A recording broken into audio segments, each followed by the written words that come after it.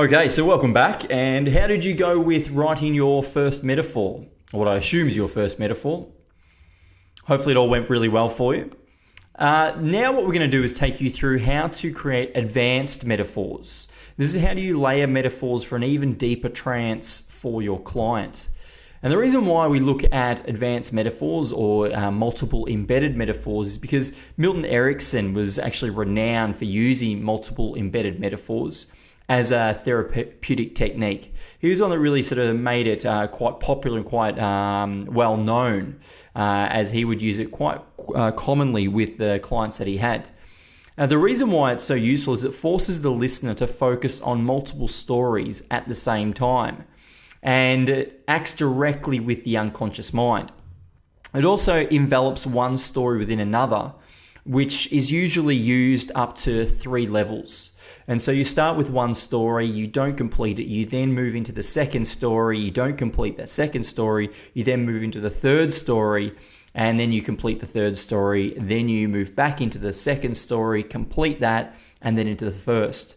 And it's typically used on 3 levels. Now, it doesn't always need to be that case. It can be 2 levels, and therefore you'll still have a multiple embedded metaphor structure, or it could be 4 or 5. Typically, though, you will find in most world-class hypnosis scripts and those that were used by Milton Erickson and the like, typically had 3 levels used. And again, the reason why it's so useful is it basically just forces that listener to keep the unfinished metaphors active in their mind for longer periods of time. And therefore, the idea behind it is that it actually increases the therapeutic effect that each metaphor has. So as I said, the first half of each metaphor is told and not closed. It's what we talk about. You either open a metaphor, you close it. And so in the first half of your script when writing multiple embedded metaphors is you will start with the metaphor and talk about the problem space that the metaphors is about. So the opening of each metaphor really does depict the problem or the dilemma that a particular character or subject is having. And then the second half of the metaphor, so the closing of the metaphor, contains the solution and the outcome. So as you can see, the structure there is you start off with metaphor 1 and talking about the problem. That then links into metaphor 2 and again talking about the problem within metaphor 2. It then links into metaphor 3, again depicts the problem or the dilemma, and then moves into the direct suggestions and end result imagery. And so this is where, at this point, you are delivering to the client the direct suggestions that you've created from earlier modules, as well as the end result imagery that has been created when interviewing the client. And that happens live with the hypnotherapist and the client. It's not something you would typically write down in your script, but just to give you a place marker for both you and for the hypnotherapist that you'll be serving, that gives you some indication as to where the end result imagery is actually placed. And so as you can see, that when the direct suggestions are being delivered and the end result imagery is being delivered, the first 3 metaphors haven't been closed. We don't know how they end. We don't know what the solution is. We don't know how the characters solve their problem. We know what their problem is, but we don't know how they solve it. And so again, what this does is it keeps the focus of the client's mind on those problems, and therefore that therapeutic element or that therapeutic effect has a greater impact to them. And then once you've finished with the direct suggestions and the end result imagery, you then move back into closing the metaphor, the third metaphor, by covering the solution and the outcome. You then link into closing the second metaphor with the solution, and then finally link back into closing the first metaphor, and again covering the solution and outcome. Okay, so the way you create metaphors, you want to look at them in parts. Part 1 being the problem and part 2 being the solution. And so the example, as you can see on the screen, is a smoking cessation example. And so the first metaphor, as an example, would be to use a caterpillar that decides it's time for a change. And so that's the problem that the caterpillar has, which is a metaphor for a smoker deciding it's time to become a non-smoker. And then the part 2 to that same metaphor is that a butterfly emerges completely transformed. And so you can see that there are two parts to it. Now, I use the terms problem and solution quite loosely, but it talks about that transformation from the caterpillar to the butterfly, with that being a metaphor for a smoker to a non-smoker. We then have the two parts of the second metaphor, and that is, firstly, there's two dirty chambers that need to be cleaned. And this is a metaphor for the lungs. And then the solution to that is that the client scrubs the walls and those walls become pristine and clean. And so again, that's the solution. So you can see again, just at a very high level, that what we're doing here is we're just breaking the metaphor into two parts, the problem space and then the solution space.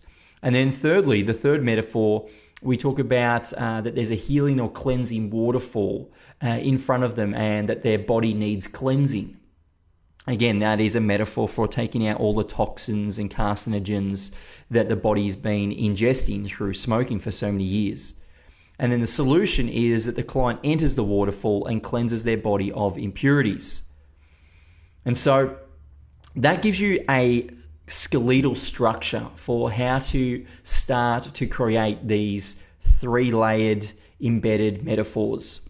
Start off with the first metaphor and their problem, then into the second metaphor in that problem space, then into the third metaphor in the problem space, and then finally, after delivering direct suggestions and end result imagery, then closing with the third metaphor solution, which would be the waterfall, then closing with the second metaphor, which would be scrubbing the walls, becoming pristine and clean, and then finally finishing with the butterfly emerging completely transformed. And so that starts to help you piece the pieces of that puzzle together to start to understand how it sort of fits together and how you can deconstruct it to make it a lot easier for you to then piece it back together in the way that you need to. Now, the way that you connect metaphors, there are two ways. There's a very subtle way, and that is where you chunk up from whatever you're talking about in a particular metaphor. So, for example, you chunk up from whatever you're talking about in metaphor 1, and you link it into the next metaphor. So the example you have on the screen there is we want to link the caterpillar into the chambers. And so we talk about what is the caterpillar doing? Well, it's talking about change. And so we can chunk up and say, well, it's all about change. And so within the metaphors, as you're writing, you can write something like, and as the caterpillar decided it's time for a change, you noticed that something over in the distance had also changed. Now you could see an entrance has been carved into the side of the mountain that was not there earlier. And so you can see with the different colors on the screen there that the blue writing is the caterpillar metaphor, whilst the orange writing is the chamber metaphor. And so what it actually does is it seamlessly takes the client on that journey. And so unbeknownst to them, you have actually moved into the second metaphor. And so again, they don't quite know what's going on. They sort of feel like there's been a change in focus, but it's not a conscious change. It's not a conscious awareness that they have. Unconsciously, they'll know what's going on and they'll place them in on themselves. But it's a very subtle way to try to link in the metaphors. Now, the other way you can link metaphors is by using a less subtle type of connection. And that is to just jump straight into the next metaphor without using any sort of leading or any sort of chunking necessary that's needed. And so, again, you've got the blue writing and the orange writing to depict both of the different metaphors. And so you might just write, and the caterpillar decided it's time for a change. Off in the distance, you see an entrance has been carved into the side of a mountain. And so you can see we've just sort of made a less subtle change into the next metaphor. And so our client can become a little bit more consciously aware that, okay, we have changed topics here. But whether they do or they don't is not really a main focus for us. I just want to let you know that you can use it in a more masterful way in terms of creating those subtle connections. But also don't feel you need to. You can get away with some abrupt changes in topic as well. Okay, so what I'd like to do is give you an exercise now. And that exercise is to create 3 metaphors about the particular problem that you're working with at the moment. And so I want you to start by looking at that higher chunk level, looking at from that skeletal structure in terms of, I want you to write for metaphor 1, what is the problem space? What are the characters? What are the problem space? Then for metaphor 2, what's the characters and problem space? Then for metaphor 3, what's the part 1, the problem space and the characters in that? And then go through to part 2. So part 2 for metaphor 1, what is the solution that happens? What is the solution that happens for metaphor 2? And then what is the solution that happens for metaphor 3? And then when you're finished, then move on to the next exercise.